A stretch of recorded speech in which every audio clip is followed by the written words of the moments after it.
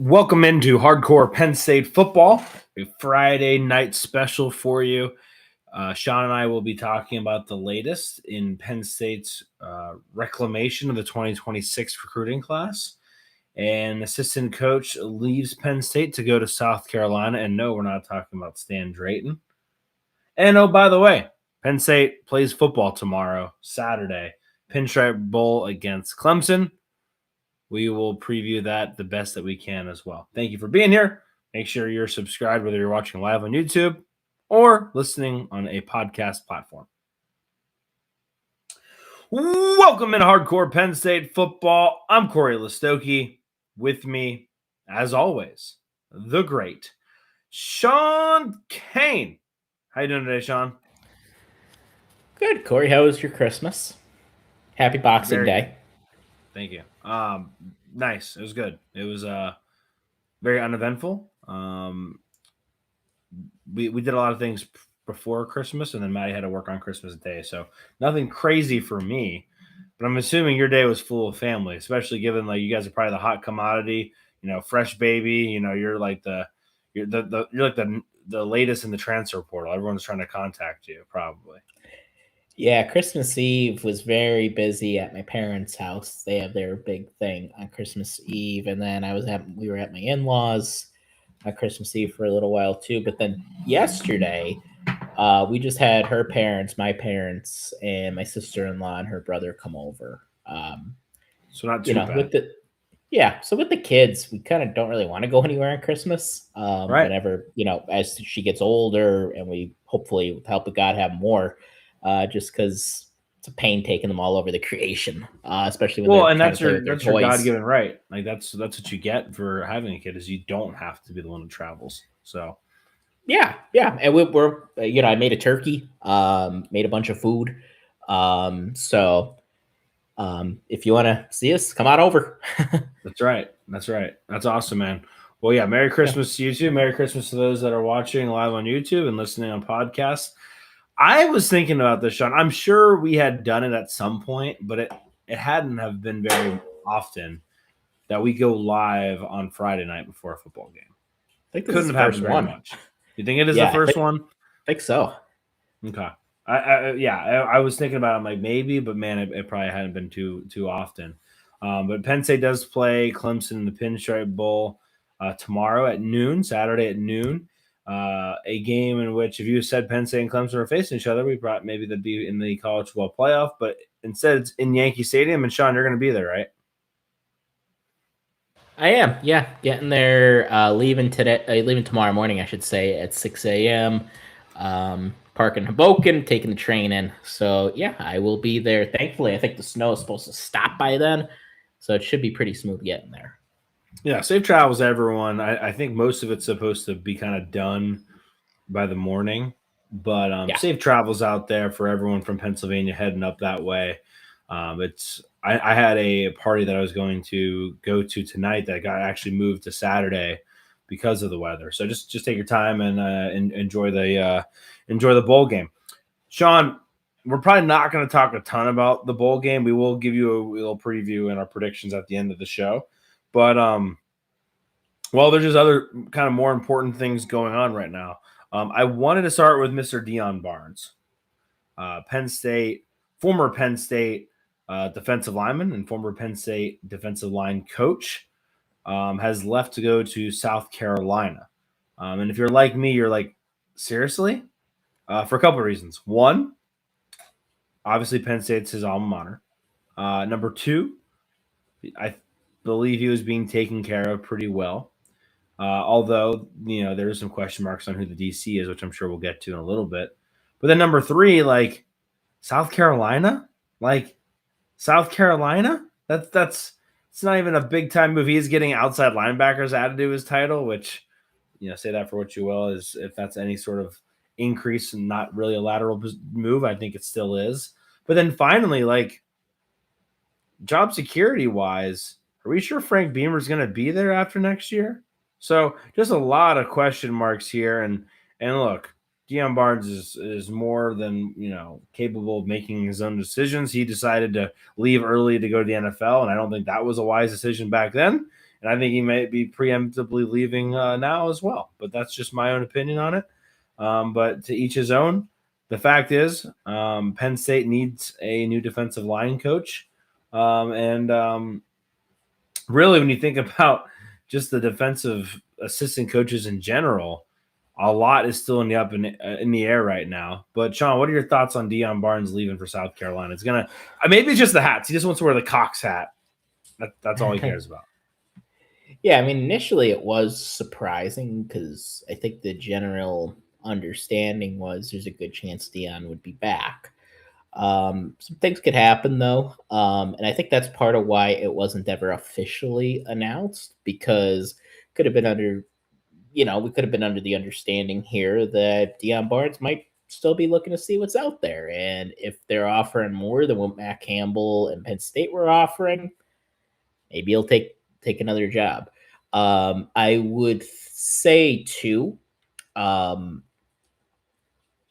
South Carolina, if you look at what with Shane Beamer in his situation is down there, it could be a little bit of desperation.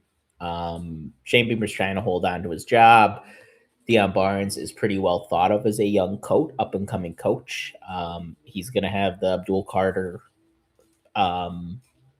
connection there, and people are going to, the boilerplate, elevator pitch on Deion Barnes is he developed Abdul Carter, which is fair. And Chop Robinson. So last year of Chop Robinson. So that's the appeal to hiring him. It is a loss, but especially when you consider the recruiting prowess of a guy like Deion Barnes in Philadelphia, where Penn State, if you could remember, Penn State had a couple of years there where we weren't recruiting in Philly very well, and then that changed once Deion Barnes came in. You also look at the depth chart with defensive tackles, with defensive ends right now, very, very young. And it was seen coming into this year that they were young but talented. And I want to retain as much on that defensive line as possible, especially with the young talent. Chaz Coleman's gone, but I would think not having Deion Barnes could potentially, now I don't know this for sure, but could potentially impact some of these guys' decisions to stay or go once that portal opens on the 2nd. I think the biggest thing, Shawn, is they cannot waste any more time. They've got to have a DC in place before the portal opens. And I think that domino will need to fall before we get confirmation on Dan Connor, before they get the new D-line coach, before we understand, I don't expect Anthony Poindexter to hang around. God bless him. Love the guy. Would want him if we could keep him, but I just don't expect that to happen. But the DC domino needs to fall first before I expect any of those other ones to fall at this juncture. But to your point, you are at the very least putting some of those relationships in limbo. If not a complete, I'm leaving now, it's at least going to be, well, now I got to wait and see what happens. So I think you're right there. And I do want to, no, I came off just bashing Deion Barnes for leaving to go to the NFL early when he was a player. But I do want to, support or defend him. I saw a couple of things on X, people saying, oh, well, look how much the defensive line has regressed over time since he took over the job. And yes, the best year he had sack-wise was his first year. But I think a lot of that had to do with Jim Knowles' system. I don't think that's fair to Deion Barnes that kind of went the way it did. It obviously doesn't help, the number of injuries they had and how that makes you play differently. And also, whether it's the defensive line's fault or not, you can't stop the run. You don't get as many opportunities to go after the passer. So a lot of things and your offense wasn't necessarily giving you a lot of big leads either. So I think he is a great coach, and I think he is a good up-and-coming coach. But, man, I don't think it was a good decision for him to go to South Carolina. If it was to, when Charles Huff left and went to Alabama, when Gaddis left and went to Alabama, okay, you get an opportunity to be behind Saban and kind of be groomed into a future offensive coordinator or a head coach. I get it. I don't see the value there to go to learn under Frank Beamer or Shane Beamer, excuse me. But maybe he just really likes Dan Drayton. I don't know. But Deion Barnes is gone, and like you said, we're gonna have to wait and kind of see. Obviously, you didn't really say these by names, but like Kamaju is the guy that you have to keep now. You got to find a way to keep him. Gilliam, Blanding. There's a lot of young, even guys we haven't seen a lot of yet. Like think of a guy like Malachi Williams, who you heard a lot of good things about. Jalen Harvey, who we saw this year, struggled at times, but also showed some good things and is still a young, talented player. So there's a lot of talent there that I think Penn State would want to keep. And yeah, I would agree with you as well as far as this particular year. There are two big reasons that the defensive line took a step back. Number one, we lost pretty much the entire defensive line from last year outside of DDS and Durant. But we lost a lot of important, even take Abdul Carter out of it, like a guy like Keziah Izzard would have been extremely valuable this year if we could have hung on to him. We've had this conversation, Shawn. Jamil Lyons and Max Granville aren't talked about at all. Mm-hmm. And like obviously Jamil Lyons shouldn't be talked about at all unless it's in a negative light. But Max Granville, we haven't heard any whisperings of that, but keeping Max Granville is going to be huge too, because if you tell me between Max Granville, Chaz Coleman, and Kamaju, they can keep 2 out of 3 of those guys, you still feel pretty good about, DN. Even Jalen Harvey got better. He was very raw when the season started, but he got better as the year went on too. So if you can keep some of those guys, you got to feel pretty good. But yes, I mean, we don't talk enough about how much they lost, like you said, before the season even started. Yeah, Granville, I'm happy you brought him up too. And as far as, which coach was most responsible for the defensive line taking a step back, it's Jim Knowles. And it's because he spent the first 3/4 of the season trying to make a guy like Zane Durant something that he wasn't, and not having him go attack. And that's Jim Knowles' issue. Deion Barnes, he's just following what the defensive coordinator wants him to do. And yes, it is. I wanted to get a defensive coordinator named before the bowl game, because you could have the defensive coordinator kind of entrenched there in New York with the players. They could get to know him leading up to the game. And we're not going to have that now. Now is it the end of the world? No. But we're coming pretty close to that portal window, guys. Like we're a week away now, so we gotta kind of hurry up on this. So I could speculate a little bit on that. I know we'll get into it a little bit more as far as what the holdup could be. But if there's a holdup with the D'Anton Lynn, for example, it's getting to the point that you got to move on to another option. And just to wrap up the Deion Barnes conversation real quick, he will be coaching in the bowl game before he heads on to South Carolina. So he's not leaving just yet. We mentioned Dan Connor. Before we talk, I do want to go to DC next. Before we do that, I just also wanted to mention, like, we haven't heard anything official on Dan Connor. We haven't heard anything official technically on Trace McSorley either, or Terry Smith. We don't have an actual role yet for Terry Smith either. So there's a couple things that are just kind of still hanging out there that we haven't got official word on yet. We did know, since we last spoke, the defensive coordinator for Iowa State, Mr. Heacock. I always want to say, like, with the rope in the ballroom, like the old Clue reference there, Coach Heacock will be retiring. So he's not going to be the Penn State head coach. He won't even be an analyst for Penn State. So I wanted to make sure we kind of close the book on that conversation. But Shawn, let's talk DC. D'Anton Lynn was a name we did discuss last episode. I wouldn't say that the noise has gotten quieter, but I would say it's at least plateaued in the last week or so. I would say too. I think part of that could be financial related, whether pay or buyout or something like that. Or could be a number of things, but yeah, the buzz has really died down with that. Could he still be hired? I would think he can.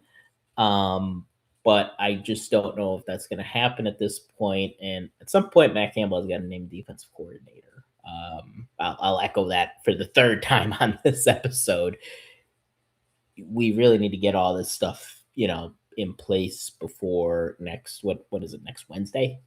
Next Thursday, next Friday, I don't know. It's January 2nd, whichever that is.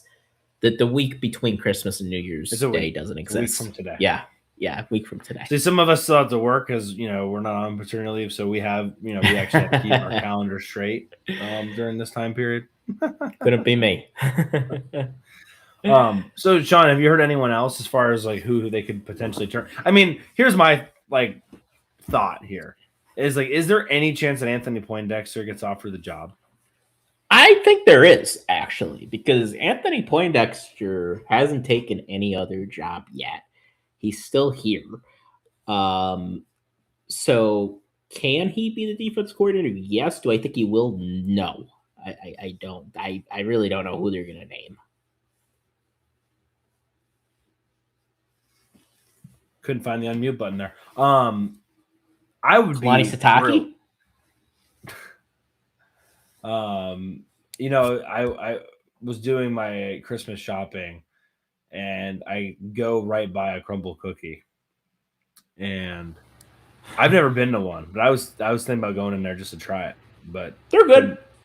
Couldn't convince myself to go in there. They're controversial, but I like them. I've heard really good things about them, but yeah, I like them, but some people don't. They're like, they taste too much like a cake, and they are cakey, but I still like them. I'll keep that in mind. Yeah, so I think Anthony Poindexter I would be happy with that, to be honest with you. I think he's a great coach. A good recruiter would help us in the DMV area, which obviously he has helped us with already. But given that we don't have a ton there right now, I think it would be very beneficial. Still don't have a running back coach either yet, so at least not officially. So keep an eye on that. How do you feel about the staff so far? I think they've got after it. And we're going to talk about recruiting here in a second. My only potential bugaboo, so PBAB, potential bugaboo, is I don't want this to be Iowa State 1 year later, as far as the personnel that they could be potential. They have decimated Iowa State. Basically put them in as if it was Penn State sanctions back in 2012, 2013. Iowa State doesn't have a recruiting class. A lot of their players have gone to the portal. Obviously, Rocco Beck has gone to the portal. Their best tight end, one of the best tight ends in the country, went in the portal. Everyone's hitting the portal. I think all their defensive backs have pretty much gone in the portal. I think the running back did too. So point being, and the receivers did too. So point being that they have stripped Iowa State. Now, are all those guys going to come to Penn State? No. But the one, thing to get back to your question that I'm a little worried about is yes, I am sure some of those guys are going to be very good at Penn State, and can play in the Big Ten week in and week out. But can all of those guys play there? Can all of the guys they recruited play there? And so is it a familiarity thing? Is it a desperation thing because we need to fill out the class? But also, how are they going to handle the portal with the Iowa State guys? I think is going to be very interesting compared to maybe how they're handling the recruiting class. So all I can go off of right now is what they've recruited. They're obviously very young, and I don't have a problem with that. I think what I'm most interested in is Taylor Mauser, being a tight end coach and an OC, but very personal, very young. How much is he on the recruiting trail versus how Penn State used to do it lately with the OC and DC not really going out and recruiting? because they're younger, will they do more of that, or will they be asked to do more of that? And I think we'll have a better idea once they hire and who, depending on who their new DC is going to be. But I would see very young, very ambitious. Clearly, Matt Campbell values loyalty. He's not going too far out, except for a couple here and a couple there as far as off the field staff and whatnot. But he's definitely valuing loyalty and bringing in people that he can trust and people that he knows. Yeah, it reminds me a lot of Franklin's first staff, which ended up, looking back, was a really good staff. Even Herb Hand. Yeah, Herb Hand was there. John Donovan. But outside of a couple names here and there, a lot of future head coaches there. Charles Huff, Brent Pry, and Ricky Ronnie. So, yeah, it reminds me a lot of that. And like you said, the familiarity. Franklin also brought a lot of his guys from Vandy. I think he might have brought his whole staff from Vandy. I don't think he really went outside of Vanderbilt with his first staff. Partly to his detriment because John Donovan flopped here. But still, overall, not bad. And I think Campbell knows the expectation at Penn State is going to be different than Iowa State. And I think he's aware of that, and he would only bring players and recruits with him that he thinks can potentially hit the expectations Penn State wants to be at. I think he knows, going 8-4, 9-3, occasional 10-win season in the Big 12. It ain't the same at Penn State, and I'm pretty sure he's aware of that. I hope so. Right. I hope so. Yeah, I would agree with that sentiment, though, as far as it having some parallels. I do think Penn State fans need to apologize to Herb Hand because that dude went to Auburn. I think he was at Texas for a little bit, went to maybe UCF. Like, he's bounced around a little bit, but he's had some good offensive lines. I think don't quote me on this, I think one of his offensive lines at least was in the finalist for the Joe Moore Award. So, like, he's done some pretty decent things, and I feel like that was more of a John Donovan thing than a Herb Hand thing. Also, we love Hackenberg, but Hack wasn't the most agile in the pocket either, and whatnot. So I think we were a little hard on Herb Hand. It was having a 2 offensive tackle, scholarship offensive tackle on roster problem too. It's hard. It's hard to do it when you just don't have anybody here. So yeah, maybe if Herb Hand came a couple years later, maybe he would have been fine, but just didn't work out for a bunch of different reasons. There were, hell, even John Donovan, who I don't even think that highly of, even he kind of got screwed by the whole thing. Yeah, but we got to blame somebody. So sorry. Matt Limegrover, also a very nice person. We've said that before, but had the privilege to meet him a couple times, and he was a really nice guy. Anywho. So yeah, no, I think it's going well. I do, and that's why I think I love the Anthony Poindexter hire if they could get him as a DC. Is it provides you with maybe a little bit more wisdom in that room, and probably are able to hold on to a lot more kids. We didn't mention it, but we tweeted about it. But offensive lineman Alex Burkmeyer has entered the portal unofficially, and so did defensive back AJ Harris. And so, we expect to see a couple more go in there. Some probably just natural contrition happening there. But you keep Poindexter, some of those people that we think are maybe going to be in limbo now, especially because of Deion Barnes, you probably feel a little bit better about that. But also I think he provides a little bit more wisdom to the staff. So I'd be very curious to see who they end up getting as the DC. I don't really have any idea.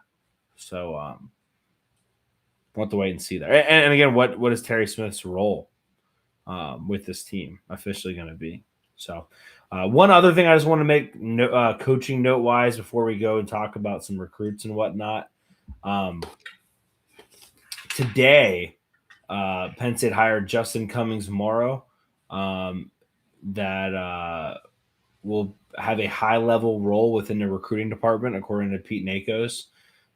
Justin was with Jim Mora as the chief of staff at Colorado State. He played at Toledo when Matt Campbell was there. So Just another addition there as well. Another quick note: I haven't heard anything about Kenny Saunders. I texted you guys about that today. I think that's a good thing. Like, if he was going to go to Virginia Tech, I feel like he would have already left by now. So I think that's a relatively good thing. I think similar with Semitis. Yeah. Semitis might have already officially announced that. Semitis is officially staying. Yeah. I thought he already officially. Yeah, but Franklin brought a lot of his recruiting staff with like those are the first people he hired. So I have a decent feeling they'll stay here as well. We'll see after the season because I'm sure a guy like Kenny Saunders, he's pretty well thought of. He's gonna probably get other. Yeah, he's probably gonna get other people that knock on his door. So we'll see. But like you said, no news is probably good news there.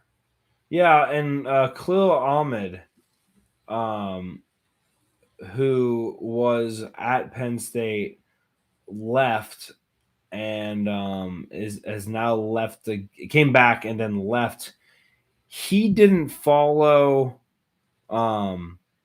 James Franklin to Virginia Tech, which I thought was very interesting. But he now is the associate GM at Temple. So he's left and he's taken a GM, assistant general manager role, associate general manager role there.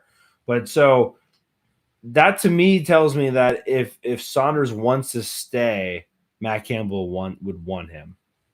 And so like I said, no news is good news, I think, when it comes to that. For sure. And I didn't say that about Khalil Ahmad. He's been nice to us over the years too. Behind the scenes. Yeah, for sure. Yep, absolutely.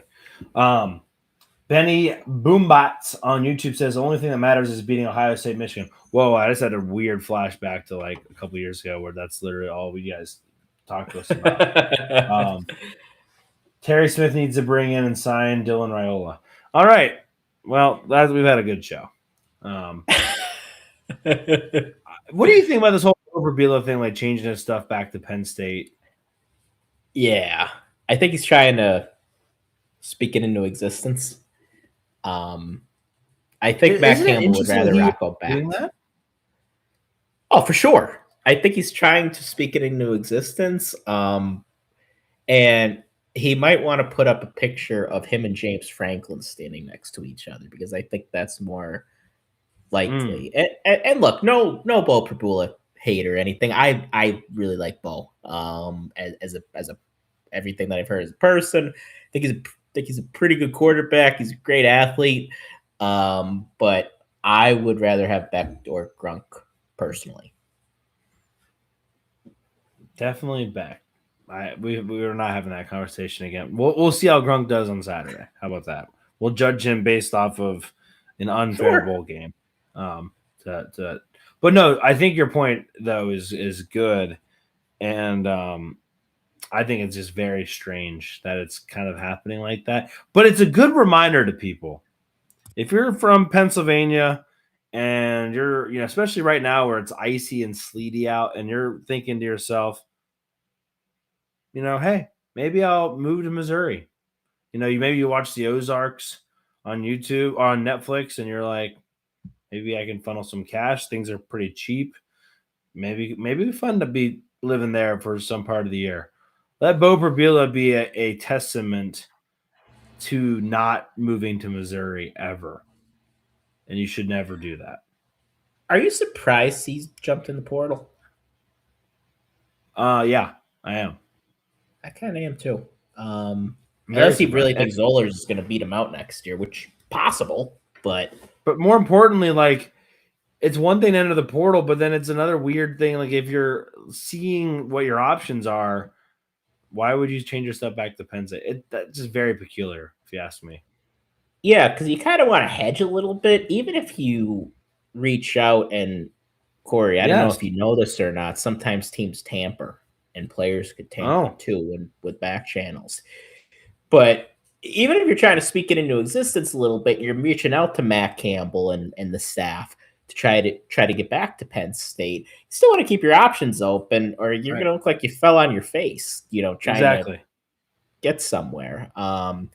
Because again, a team that makes a lot of sense for him is Virginia Tech. And I think Bo might actually do well at Virginia Tech if he went there. That's a great point. Yeah, I don't know. I really don't know what to tell you. Like, it just seems strange. We kind of went down a rabbit hole I wasn't intending to, but it's okay. We can hang out with that rabbit hole for a second.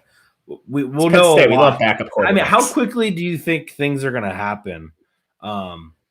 As far as like once the portal opens, like, do you think it's going to be? I'm just curious to see if it's like pow, pow, pow, pow, pow, like they already know where they're going to go or not. I think pretty much yes, because again, everybody's tampering and there's back channeling going on because that's college football and it's a mess, and there's so much of it that I hate in the sport that I love. I think you're going to get a lot of. I think you're going to get a lot of answers as far as Penn State goes and who's leaving, who's not tomorrow. I think after the game, there's going to be a lot of announcements of I'm staying or I'm leaving. So I think you're going to get answers tomorrow to a lot of as far as it pertains to Penn State's players. I think that's a really good point, for sure. I think Audrey Snyder made a joke about that somebody said, like, "Oh, I hadn't made my mind up yet," and then as soon as he got to the locker room, he tweeted something. So, like, yeah, I think Hack did that too. Yeah, or very. I think our old boss said it right after the game, and he thanked like the video board operator, but not James Franklin. It was a little awkward. I forgot about that. I do want to talk about. I know we're going to talk about the recruits here first, but given that we just talked about the game a smidgen, just want to also mention that Terry Smith today said that Drew Shelton, Nolan Rucci, and Khalil Dinkins would also not be available for the game on Saturday. So if you're listening at home or remembering or writing down at home, keeping track, that is no Vega, no Drew, no Nolan, no Dawkins, and no Dawkins. Why is Nick Dawkins opting out? I don't know. When that he was is in our puzzling. he was in our DMs about that Drew recording, and I asked if he's suiting up, and he didn't reply, so I couldn't get it official. that is mind-boggling to me why he's not. But anywho, yeah, that's that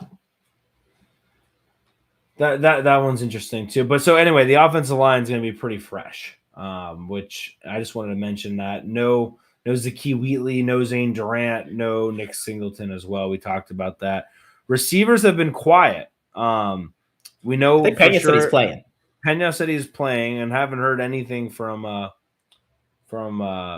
Ross or from Hudson. I would be very surprised if Hudson plays. Just to be honest with you. Really, I think he plays.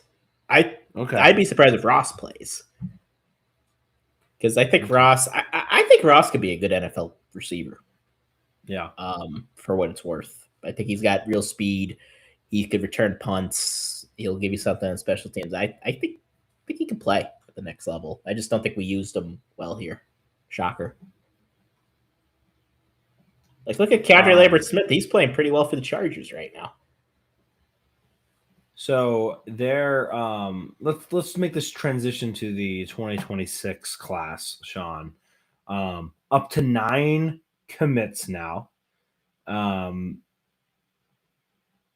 Got a little tidbit here from Steve Wilfong that James Madison commit Ben Whitver is getting out of his letter of intent to James Madison. Was the state all-time receiving record holder for Virginia. And apparently Penn State is very much involved in that. So keep an eye on that one.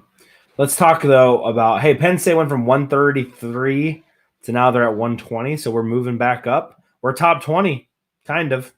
That's right. We're moving on up. I think we just passed out. Who was it? I think we're in front of like FAU. All right. FAU. There was somebody else that I was like, oh. But FAU was one of them that did stick out to me. Let me see if I can tell you. Yeah, Because I was curious because we're never usually this low, so it's fun to kind of see how bad some of these other schools are. We are clinging 1 point ahead against Missouri State. We're clinging to that top. But we're already ahead of Iowa State to the point being that we've decimated that class. They have 8 commits right now, so we have more commits in Iowa State. And I saw something interesting from an Iowa State fan that was like, why do we hire internally if we were going to lose our whole class anyway? Like, don't you hire internally to like hopefully retain things? And that didn't work.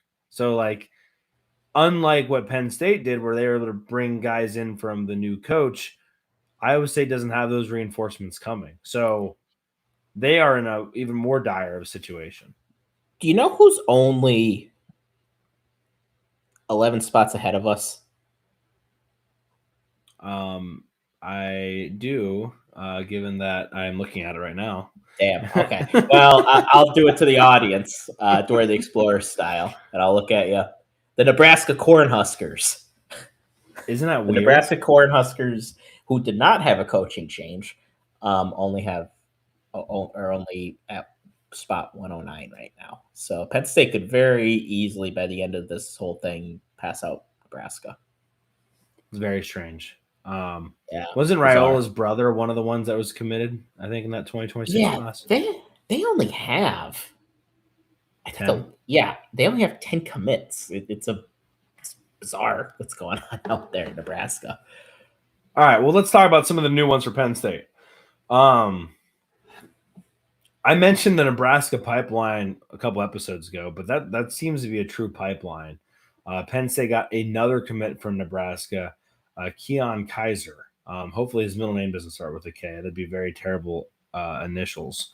But he is the 5th best player in the state of Nebraska, which if you go and look at the state of Nebraska right now for the 2026 class, Penn State has 3 of the top 10 in the state of Nebraska, for whatever that's worth.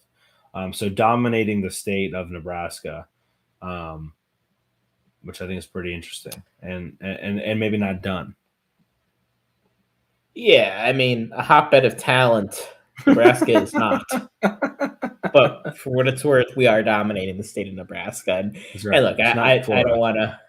No, and look, I don't want to talk bad about anybody committing to Penn State because I don't think Matt Campbell has an eye for talent, and he has to, like we always talked about how Franklin, especially toward the end, although kind of ended up costing him a little bit, he was good at identifying. I guess even at the beginning, he was good at identifying high 3-star, low 4-star guys. That would make up for not getting a ton of, even though we got some 5-star guys.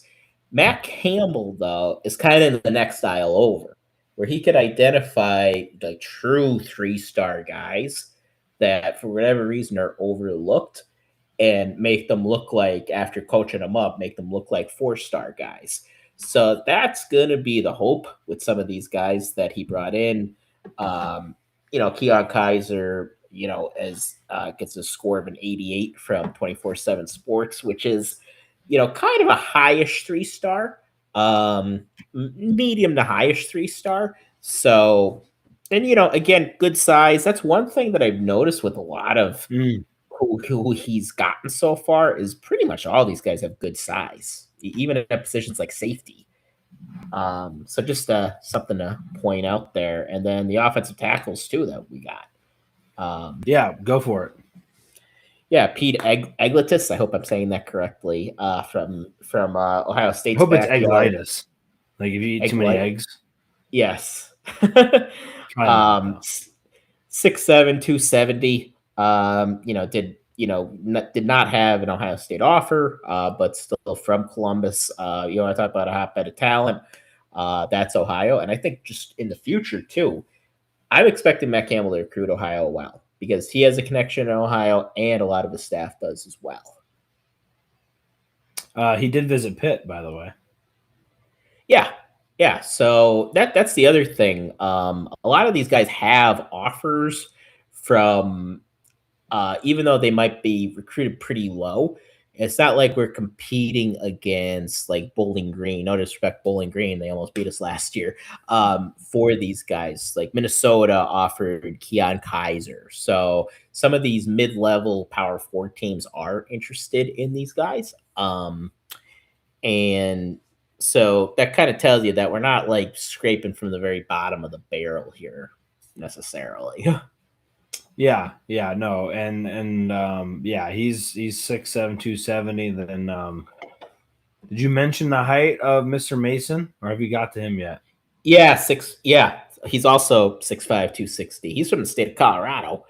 I don't believe Coach Prime has offered him, but he was Nebraska was after him, Kansas State. So again, decent offer list as well. I forget. Darian Summers tweeted something about him. Said it was the first player Penn State's got from Colorado.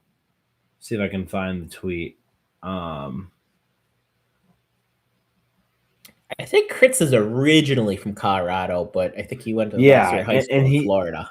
And he mentioned that too, and he when he said something about it. But now I'm not sure if I'm gonna be able to find it. But yeah, I thought it was very interesting. I want to say it was since 2009. Let's see if I can find it. Yeah, God, I couldn't tell you who that was. Yeah, 2009. Who was it, I wonder? Let's see. He Darian clickbaited us a little bit. Oh, yeah, he didn't. Let me check. He doesn't have it. He just says since at least 2009. So he didn't go back any further. Oh, since at least 2009. Okay. Yeah. Yeah, God, yeah, Colorado. There's certain, I mean, hell, Nebraska. So last guy we got from Nebraska. There aren't a whole lot from a lot of these states, but I have a feeling you're going to see an increase in guys from the, when Penn State fans think of Midwest, they think Ohio, Michigan, Wisconsin, which is the Midwest, but like when you're starting to get over to the close to the Rocky Mountain region, I'm expecting Penn State to have more of a presence there with Matt Campbell, just because when you spend almost 10 years out there, you have a lot of connections to the high school coaches. Yeah, so you don't just lose those. No. So if you have really good players out there, and I know we're kind of saying Nebraska's not necessarily a hotbed for talent, but there are really good players out there. So I'm expecting us to stay active in that region of the country. Yeah. So that gives Penn State 9, like we mentioned. And we expect there to be a handful more. Again, kind of put the magic number at 15 is kind of what Shawn and I were hoping that they would be able to get to, which, yep. Again, maybe the sky wasn't entirely falling a month ago. And Marcus Freeman might take an NFL job, right? Is that where's the smoke lie on that at this point? I've seen the tweets, but is it for real? I mean, supposedly he's a top target for the Giants job, and then in a little over a week, it's gonna be Black Monday in the NFL, where a bunch of coaches get fired, and it seems like Marcus Freeman wants an NFL job, just crazy based on what reporters say, and I think. I mean, hell, I think Penn State. I think he was genuinely somewhat interested in Penn State. I think the reason that he's ended up staying at Notre Dame and maybe he didn't, seriously consider Penn State is he's like, well, what's the difference between Notre Dame and Penn State? They're very similar programs. But I have a feeling he'll end up in the NFL. If not this year, maybe next year. I mean, look, between Michigan turmoil, which they hired Kyle Whittingham as, an hour before we went on the show, between that and Notre Dame, like Penn State has an opportunity to maybe, pick at some carcasses down the stretch. Sure. I'd like to get a few guys from, it would be nice to, even if we just got one or two from both of them, that could be really big. All right. Well, before we get out of here, Shawn, we should probably talk about the Pinstripe Bowl a little bit more. We have a game tomorrow.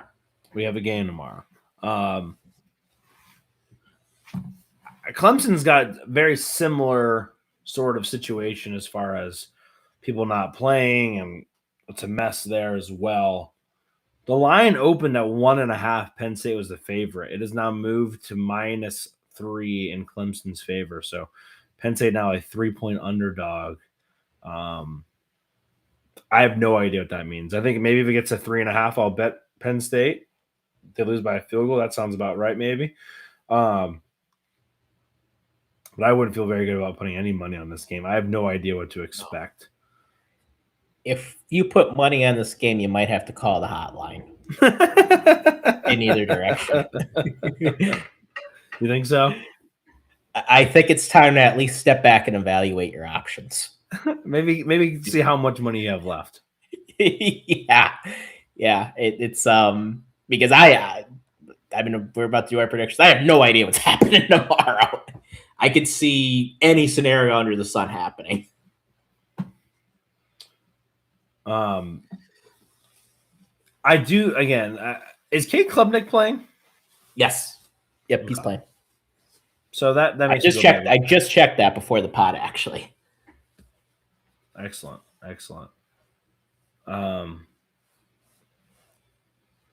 What are your thoughts on this game? More importantly, do you think they use this? I assume Katron Allen's going to be on a pitch count, but do they use this? Does Matt Campbell say, "Hey, I don't really care about winning this. I want you to get these guys in the game because I want to see if I want them to stay before the portal opens or not, and I want to know who I got and who I don't got." This is kind of why I would like, and it's not happening tomorrow. I'd like Matt Campbell to take questions at the press conference a little bit as well, just or even leading up to it, because he's going to be working hand in hand with Terry on this. So I kind of think they'll want to have their cake and eat it too a little bit, where I think the practices especially are very valuable for taking a look at what he has. And yeah, they're probably going to want to focus more on the young players. And look, the players themselves, like the upperclassmen that are declaring, not declaring, but opting out, they're kind of making Matt Campbell's job easier for him. Right. Like pretty much everybody that's going to be playing significant snaps tomorrow is going to be on the table for at least coming back. Now, are all of them going to be back? No. But are they all on the table? Sure.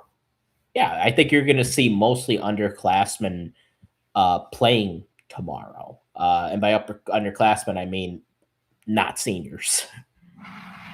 I don't think we're going to have any juniors declare. Vega, I think, had a year of eligibility. Oh, Vega. You're right, Vega. We didn't note that Zariah Fisher also not playing, and we don't think any longer part of the program. I believe you're correct. And whatever DDS is supposed to play. I don't know how many snaps DDS plays, but he is supposed to play. But so I think that's relatively interesting. But no Zariah Fisher, but there was talk that he could theoretically get another year. Guess that's not happening, or at least not at Penn State. And so, yeah, we'll have to wait and see. I mean, look, I don't know how to preview this game because I don't know half the people that are probably going to be playing in this game very much. But I do have a feeling that I know what your bold prediction is going to entail. You do? I think so. Let's start with our bold predictions, and then we'll go to our actual things. All right, you go first. I think your bold prediction involves Kobe Howard. To be honest with you, Cory, I haven't even thought much about my bold prediction. Okay. But I haven't. Or Kobe Howard or Ethan Grothmeyer was what I thought you were going to go after. I'm not thinking passing game, actually. Okay. Don't forget, it's going to be about 27 degrees tomorrow. If you can predict who the leading rusher is going to be, I think that would be a pretty bold if you want to go that route. I was actually thinking running back going into this. So, all right, I'll just make mine. I think Corey Smith scores a touchdown. It's not that bold. Well, what do you want from me? I have no idea what's going to happen tomorrow. I want you to say Cory Smith is going to lead the team in rushing, or Quentin Martin's going to lead the team in rushing. Okay, I'll say Cory Smith leads the team in rushing. Okay. I like how I just told you what your bold prediction is going to be. I'll say he leads the team in rushing and he scores a touchdown. Oh, there we go. So that's bold. We need to reevaluate for 20. Maybe this is Franklin's fault as well.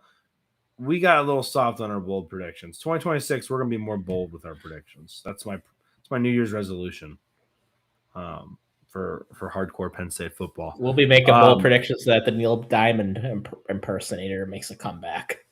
Stuff like that. Did I see that there's a Neil Diamond movie coming out?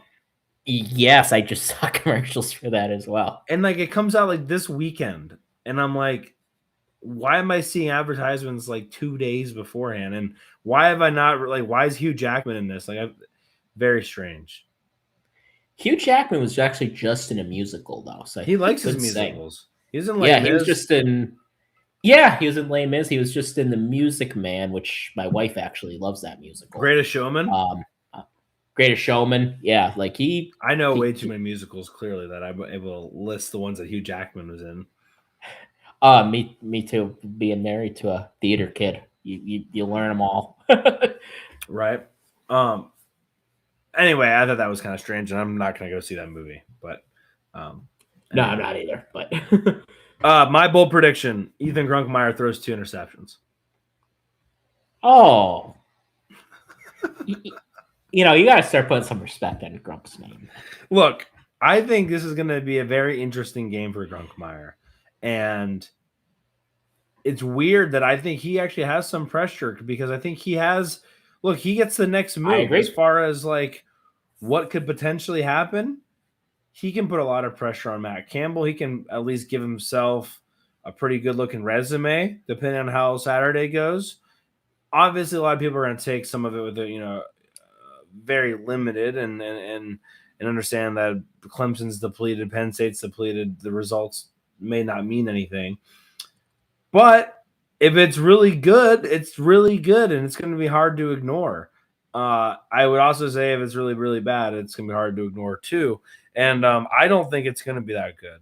Unless they're able to run the rock all over Clemson, and they're able to completely do the game plan that they have been doing against Rutgers and Nebraska, then I think it'll be fine. But if they actually ask him to throw the ball all over the field, kind of like what they did with Rutgers, but against a much better defense than Rutgers, because Rutgers' defense, passing defense, was so awful.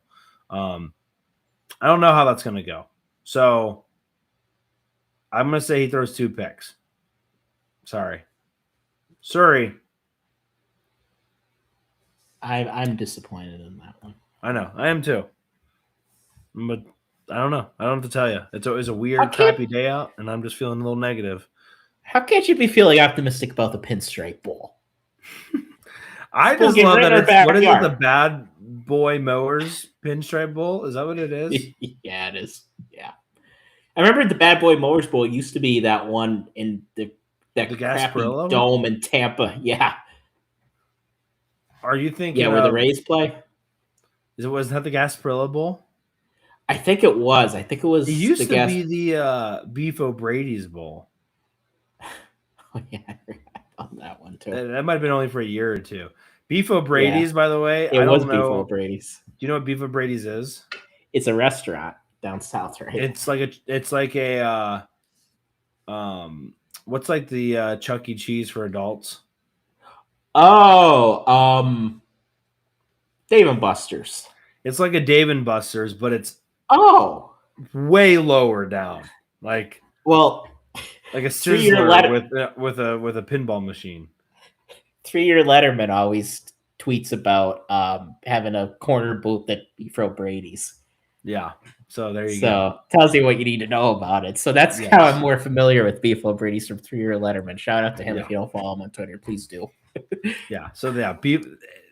Yeah, I don't think it was a Bad Boy Mowers Beef O'Brady's Bowl, but I forget what it did. They did have something else, and Are they gonna let I would love if Penn State won this game, they let Katron Allen cut the field up, which I know they probably won't let him do it. Yeah, do they let them rat around on the mowers or whatever after the game? I think they used to at the previous place in Tampa. They should let them all come out in mowers. I think that would be awesome. Actually. An army of mowers. Or just have the captains, or maybe just have Terry and Dabo come on. Let the officials umpire from a zero turn. Just throwing ideas. Who cares at this point as far as the rules? You think Dabo sprints on the field tomorrow? In anger or just coming out, you mean? You know how he sprints every week? Do you think he'll do that tomorrow? Or do you think it's going to be too cold? I don't know what you mean by that. You've never seen him sprint on the field? When he comes down the hill? Yeah. Yeah, but I just thought because he's running out of the tunnel. And he's running a 4.2. I've never seen a human being. I've never seen a coach run that fast coming down the hill. Oh, I know he's coming downhill too. Yeah. Watch how fast he runs sometime. And I know he's a former receiver, so he could probably has some wheels to him, but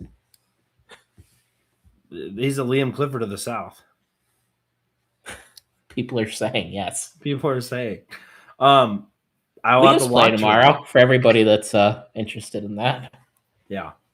He owes us money. I don't know how the rules work. There's got to be something in the contract that he owes us money for that. Anyway, since I was negative, let me just get to my game prediction here. I have Clemson winning 31-24. Boo. Yeah. No, that could happen. So you think we score 24 points tomorrow, but we still lose? Or is it just? I mean, hey, I don't really know. I know nothing about this. Yeah, I mean, I'm picking, and that's why I'm picking Penn State, because I have no idea what to pick, what to expect tomorrow. So I'm gonna take Penn State. I'm gonna take Penn State to win 21-20. So I think it's a close game, but we could win 24-0 too, and we could lose 24. Anything's on the table tomorrow because they have so many opt-outs. We have so many opt-outs. It's going to come down to depth chart and really probably who wants to be there. Also, weather. South Carolina, Clemson's coming up from South Carolina. Penn State typically plays in weather like that. They're going to be used to this weather. So with that, I'm gonna pick Penn State, but I have no idea tomorrow. Confidence level's a 1. Yeah, you said who wants to be there more is gonna probably win. Kind of gives me a little bit of Citrus Bowl vibes when Kentucky really wanted to be there and Penn State really didn't want to be there.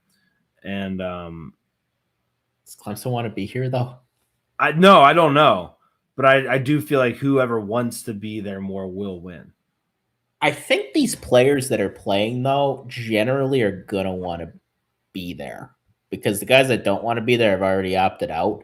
That's true, but you could say the same thing for Clemson. Sure, but these guys with Penn State, if they're approaching this in a smart way, they're going to be doing it as an audition. Maybe not even for Penn State, in case guys want to go elsewhere, but for other jobs. All right. Or not other jobs. Sure. All right. I'll take Penn State. We're fluid here. All right. So we're both picking, you heard here, we're both picking Penn State to grab that W tomorrow. Terry Smith's last game as interim coach? Sure. And we do it in spite of the interceptions.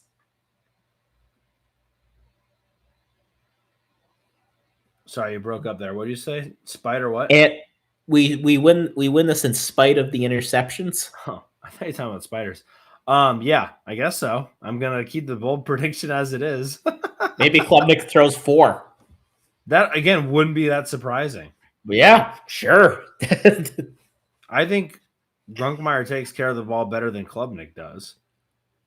I think Klubnik is a lesser version of Drew Aller. And for those of you who watch this show, you know how both of us feel about Drew Aller. And I don't think Kay Klubnik is as good as Drew Aller. I'm trying to I always thought about Klubnik and who does he remind me of? Because he's obviously their styles are different. Yeah. And I never was able to like, who was Penn State's quarterback? He was a backup in like 20, I think when O'Brien was there. Then I think he went to UCF. Michael O'Connor? No. Stephen Bench? That's kind of the physique. I don't know why. Maybe did they both wear number 2? Is that why I'm thinking that? Well, Shane McGregor. That's a name. No. Yeah, Shane McGregor. I think it was Bench is McGregor. who I was thinking of. No, you probably are. I just forget. Donnie mentions Tyler Ferguson, and Tyler Ferguson's not a bad kind of type as well. Did Tyler Ferguson play any? I think he only had that one play against Syracuse where he fumbled, and then we never saw him again. I swear that's the last time I saw him play football. But like, what I'm trying to get at is like Klubnik is sort of like a run and shoot kind of QB where he's tall enough and he has the arm strength to make all the throws, but he doesn't play that way. He plays almost like he's Trace McSorley, but he's too tall to look like Trace McSorley. Yeah. On paper, he should be good, and I think that's why people always expected him to be, because he does have some athleticism to him. He has a good arm, but he just never really put it together, and it's kind of similar to Drew Aller in a way. I think Drew has some other problems, but it is fair to say the schemes. I don't think either of them were coached that great on offense, and both of them never really tailored the offense to what both of them do particularly well. Yeah, but yeah, I don't know why I was thinking of that, but anyway, I don't know what Klubnik does in the NFL. Probably not very much either. I don't think very highly of him as an NFL quarterback, or he probably wouldn't be playing tomorrow. I like Aller's chances more than Klubnik's chances, for whatever that's worth. Yeah, about the same. Now, Drew Aller does have the NFL body, the NFL arm, so that's probably always going to give you more of an edge. But I just think Drew has a lot of growing up to do. I think we've talked about that before on here. Clearly. So, and I don't know if that's true of Kate Klubnik. I think Kate Klubnik might have just different issues that I have no idea what his. I have no reason to think he has growing up to do per se. I just think he has different issues. Yeah, definitely. And that's the thing is I think they're more. I don't know which ones are easier to fix, the in the head ones or the physical ones. I don't know. Well, physically you can't change. Mentally, theoretically, you can, but some people just can't. Yeah. So, what a great way to end the show. Hey, we both picked Penn State to win. That's right. We do need to get a merch store up. I probably missed the opportunity to do it right before Christmas. But maybe your significant other bought you something you didn't really like, and you want to buy some of our merch instead. Got to talk to Rhett Goblitz, redgoblitz.com in the bio. If you need any graphic design work done, need to get with him, see what we can do for a merch store so we can get the winners, the other Pick'em winners, some stuff as well. So we got that coming. Make sure if you haven't, drop us a 5-star review on Apple Podcasts. We'll read it on the show. And rate us 5 stars on Spotify. We appreciate that as well. Make sure you're subscribed. I can see the stats, by the way. I can see that it's like 60% of the people that watch the show religiously. That actually breaks you down in categories, at least on YouTube, of like people that listen often are casual listeners and aren't subscribed versus like new people that aren't subscribed. So I know who you are. Make sure you're subscribed on YouTube and make sure you're subscribed wherever you're listening to this as well. Shawn, this is our last episode of 2025. Yes, it is. Weird year for us. Weird year for us. Not a great year for Penn State football. Do you think it's because we left Mercury? Is this all our fault that this all happened this way? I could very well be that. college sports company now. Yes.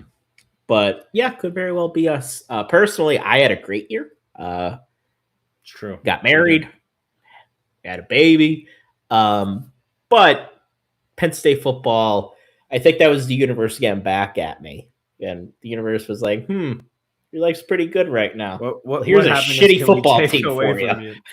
Yeah. And the good news is Dolphins are even worse.